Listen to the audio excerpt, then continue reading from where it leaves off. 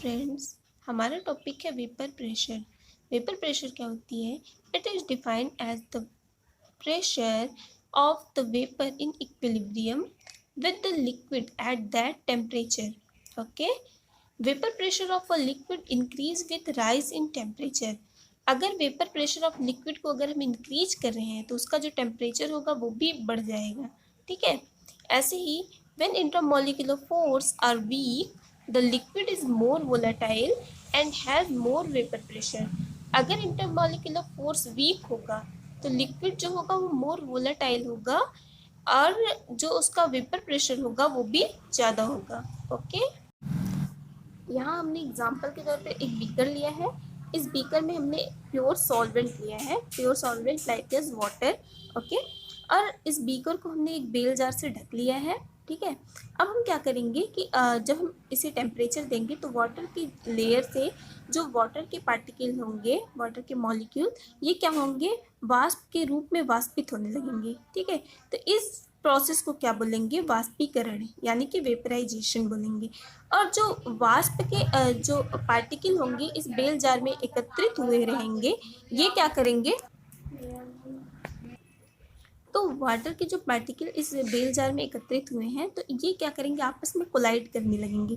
तो जब इनमें ये वाटर के पार्टिकल आपस में टकराने लगेंगे, ठीक है, तो इस प्रोसेस को क्या बोलते हैं? कंडेंसेशन। ठीक है, अब क्या करेंगे? ये प्रोसेस क्या होगी? रिपीट होने लगेगी। ठीक है, तो कुछ टाइम बाद क्या होगा कि ये जो वाटर के अणु थे आपस में कोरिलेट कर रहे थे, ये क्या करे होंगे कि लिक्विड फॉर्म में कन्वर्ट हो जाएंगे और इसी जार में वापस आ जाएंगे। ओके,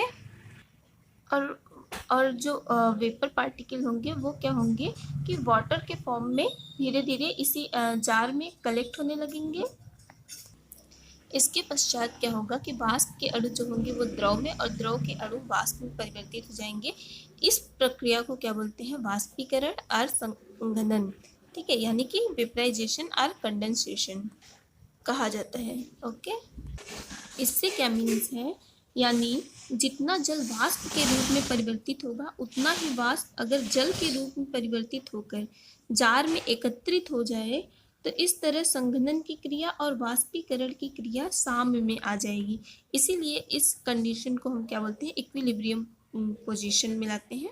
तो एक कंडीशन ऐसी आती है कि हम समझ ही नहीं पाएंगे कि हमारा वाष्पीकरण हो रहा है या फिर कंडेंसेशन हो रहा है, क्योंकि हमारा जो पोजीशन होगा वो साम्य में आ जाएगा, यानी इक्विलिब्रियम कंडीशन में आ जाएगा। ओके, इस तरह से हम कह सकते हैं कि वेपर प्रेशर यानी कि वाष्प दाब क्या होता है?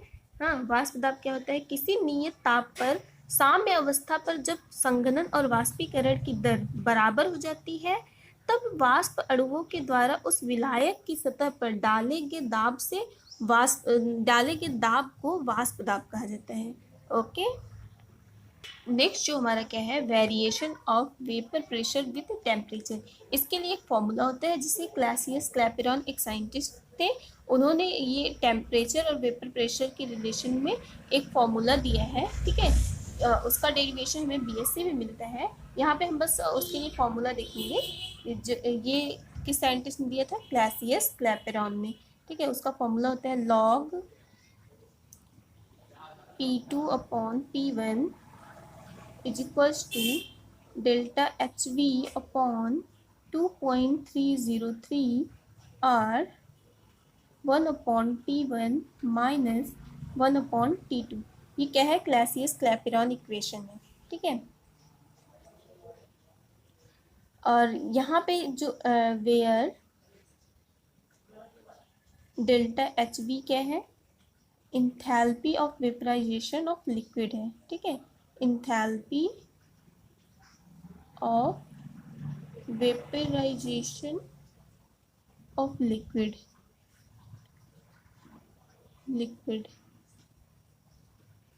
ओके, और जो आर क्या है? आर यहाँ पे लिखा हुआ है आर, ये क्या है? Gas constant. ओके, P1 से क्या होता है? वेपर प्रेशर एट T1, ठीक है, और P2 क्या है, vapour pressure at T2। Okay, ये क्या है, क्लासियस क्लैपेरॉन इक्वेशन है, ये इसका डेरिवेशन हमें बीएससी में मिलता है। ओके, नेक्स्ट हमारा जो है वो क्या है, vapour pressure of solution, oh sorry, vapour pressure of solution. Okay, इसे डाल्टन्स लॉ भी कहते हैं, इसे डाल्टन ने बताया था, ठीक है। तो ये क्या होता है, the sum of partial vapour, the sum of partial, the sum of partial vapour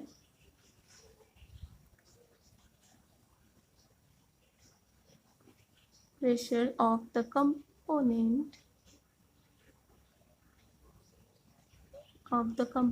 of the solution। Okay,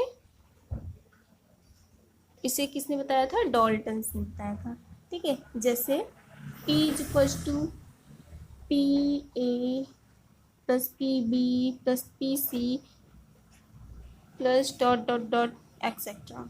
okay, मतलब इससे क्या मीन्स है, the sum of partial vapour pressure of the component of the solution. किसी भी solution का अगर हम सम कर रहे हैं, पार्शियल वेपर प्रेशर का अगर हम सम कर रहे हैं, तो वही हमारा क्या होता है, वेपर प्रेशर ऑफ सोल्यूशन होता है, ठीक है। इसे डाल्टन्स ने बताया था, ठीक है। और हम कह सकते हैं the vapour of a component in solution is less than that of the vapour is less than that of the pure solvent। okay,